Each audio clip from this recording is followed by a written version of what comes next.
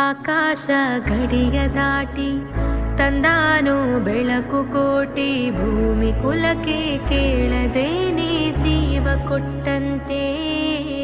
ಕಣ್ಣ ಕಾಯೋ ರೆಪ್ಪೆಗವನೇ ಕಾವಲಾದಂತೆ. ಮೋಡಾನ ಮಳೆಯ ಮಾಡಿ ನೂರಾರು ಹನಿಯ ಕೂಡಿ, ಕಾದ ನೆಲಕ್ಕೆ ಮುತ್ತ ನೀಡುವ ಜೀವ ಹನಿಯಂತೆ. ಬೆನ್ನ ಹಿಂದೆ ಕಾಣದಂತ ಸೈನ್ಯ ನಿಂತಂತೆ.